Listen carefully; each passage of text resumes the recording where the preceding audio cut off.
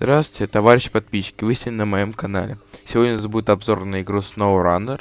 SnowRunner — это духовный прямой наследник Splinter's. Игра посвящена такому прекрасному и интересному явлению, как оффроуд. Если вы по каким-то причинам вообще не знаете, что это такое, то наступило то самое время, когда знание можно восполнить.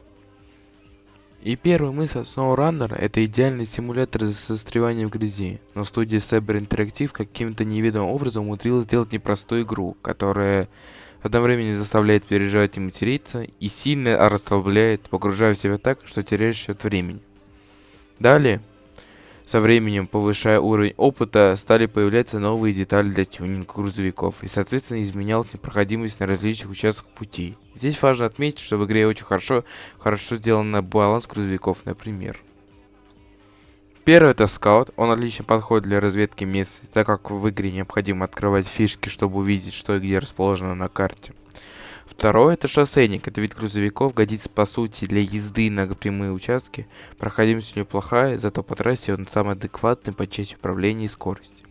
Третий — это вездеход. Это наиболее универсальный вид транспорта, который более-менее быстро передвигается, не очень хорошо, но терпимо, управляется на ровной дороге, но при этом имеет хорошую проходимость по грязи. Тяжелый — это огромный грузовик для перевозки особых типов грузов. Они, как правило, имеют повышенную проходимость, меньшую скорость и большие габариты, что делает машину менее практичной. Вместе с этим у разных грузовиков и абсолютно разные характеристики, разная управляемость и устойчивость авто. Также разные виды грузовиков, которые они могут перевозить. Начало игры. Для начала нужно пройти короткое обучение, где объясняется, что по всей карте раскиданы наблюдательные вышки.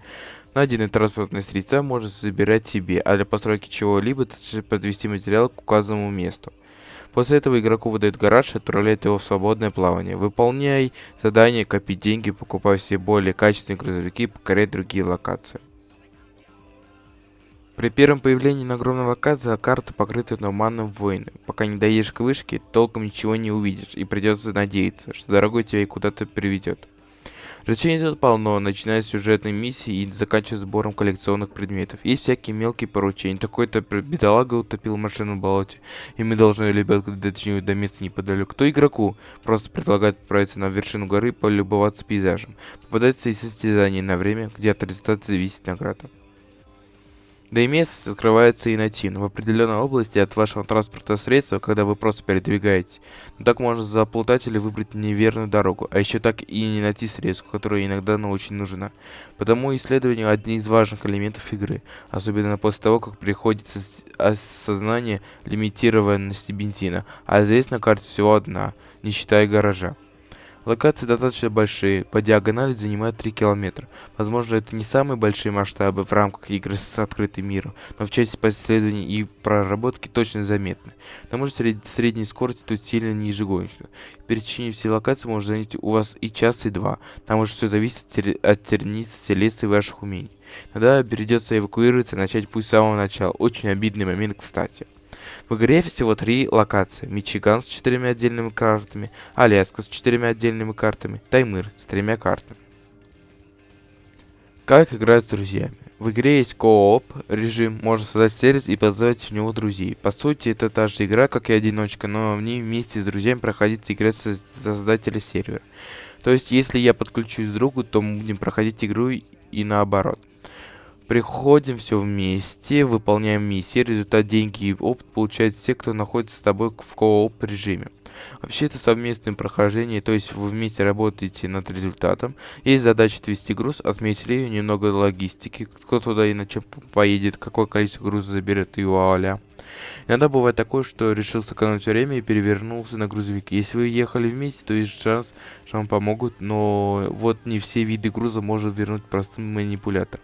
Часто бывает такое, что есть актуальность в техничке, поэтому, на мой взгляд, идеальное количество игроков 3-4, то есть 2 человека везут груз и 2 человека это технички с топливом и сервисным прицепом. А также кран, притом один из них желательно тяжелый, на случай необходимости вытаскивать такой же тяжелый грузок где-нибудь из канавы или еще 1000 мест, где можно наделать глупостей. Некоторые плюсы и минусы игры SnowRunner. 3 региона с несколькими огромными картами в каждом, понятная система прогрессии, множество заданий, достаточное количество транспортных средств и улучшений для них, разнообразие ситуаций, непростой игровой процесс, наказывающий их за ошибки, корпоративный режим на четверых. Минусы. Баги, в том числе позволяющие пройти основные миссии, неприятные вылеты с ошибкой, периодические проблемы с камерой, в корпоративном режиме запрошенные объекты иногда не принимаются, пока не приедет другой игрок. Также недостаток в игре относится ее требовательность к системным требованиям и высокую цену. Таким образом, SnowRunner замечательная игра с очень хорошим медленным геймплеем, бесконечной реиграбельностью, своей романтикой и атмосферой. Прекрасный и, скорее всего, единственный представитель жанра замеса грязи ради удовольствия. Продолжение получилось в значительной степени продуманное, логично, полноценнее. Приятная графика, расширенный механик, доработка прошлых проблем и развитие налицо. И если вам понравилось это видео, ставьте лайки, подписывайтесь на сообщество, пишите комментарии. Дополнительный материал, как начать задание при начале игры.